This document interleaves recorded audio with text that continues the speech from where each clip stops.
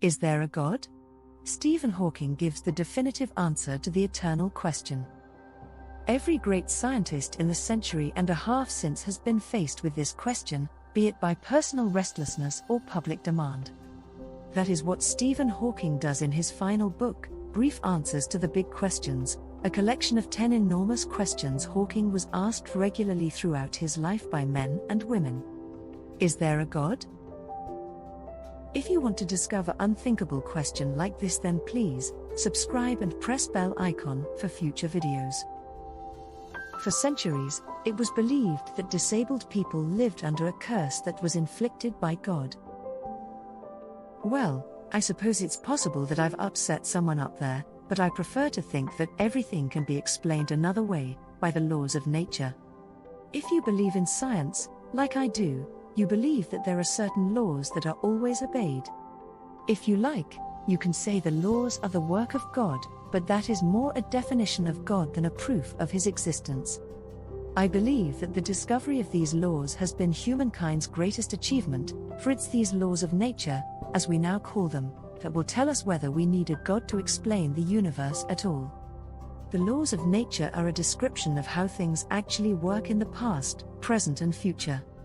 I use the word God in an impersonal sense, like Einstein did, for the laws of nature, so knowing the mind of God is knowing the laws of nature. My prediction is that we will know the mind of God by the end of this century. But even with the laws of nature conceded, Hawking recognizes that their existence still leaves room for religions to lay claim to the grandest question, how the universe and its laws began. He addresses the question both plainly and profoundly. I think the universe was spontaneously created out of nothing, according to the laws of science. Despite the complexity and variety of the universe, it turns out that to make one you need just 3 ingredients. So what are the 3 ingredients we need to cook up a universe? The first is matter, stuff that has mass. Matter is all around us, in the ground beneath our feet and out in space. Dust, rock, ice, liquids. The second thing you need is energy. Even if you've never thought about it, we all know what energy is. Something we encounter every day. Look up at the sun and you can feel it on your face, energy produced by a star 93 million miles away. Energy permeates the universe, driving the processes that keep it a dynamic, endlessly changing place. The third thing we need to build a universe is space. Lots of space. You can call the universe many things, awesome, beautiful, violent, but one thing you can't call it is cramped. The instinctual question is where all the matter, energy, and space came from. But of course the critical question is raised again, did God create the quantum laws that allowed the Big Bang to occur? I have no desire to offend anyone of faith, but I think science has a more compelling explanation than a divine creator. Once again he illustrates this idea in our basic common sense intuitions analogy. Imagine a river, flowing down a mountainside. What caused the river? Well, perhaps the rain that fell earlier in the mountains. But then, what caused the rain? A good answer would be the sun, that shone down on the ocean and lifted water vapor up into the sky and made clouds. Okay, so what caused the sun to shine? Well, if we look inside we see the process known as fusion, in which hydrogen atoms join to form helium, releasing vast quantities of energy in the process. Where does the hydrogen come from? Answer: the Big Bang. But it is possible that nothing caused the Big Bang. This explanation, Hawking points out, rests on the shoulders of Einstein's groundbreaking relativity theory, the daring leap of the imaginative intellect, which furnished the staggering revelation that space and time are a single entity comprising the basic fabric of the universe. Something very wonderful happened to time at the instant of the Big Bang. Time itself began. To understand this mind-boggling idea, consider a black hole floating in space.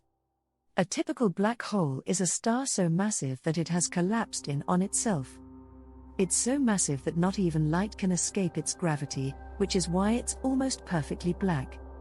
Its gravitational pull is so powerful, It warps and distorts not only light but also time. To see how, imagine a clock is being sucked into it. As the clock gets closer and closer to the black hole, it begins to get slower and slower. Time itself begins to slow down. Now imagine the clock as it enters the black hole, well, assuming of course that it could withstand the extreme gravitational forces, it would actually stop.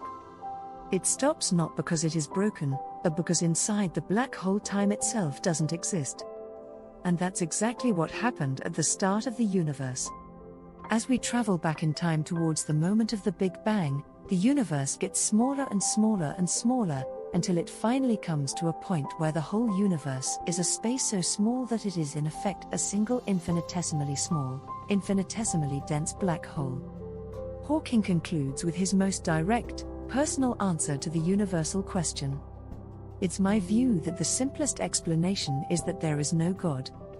No one created the universe and no one directs our fate.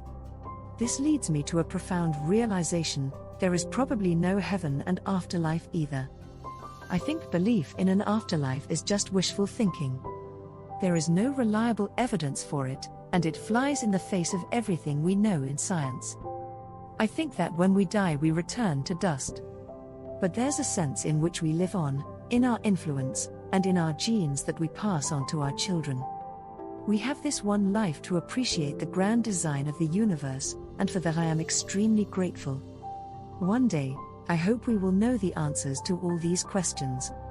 But there are other challenges, other big questions on the planet which must be answered, and these will also need a new generation who are interested and engaged, and have an understanding of science.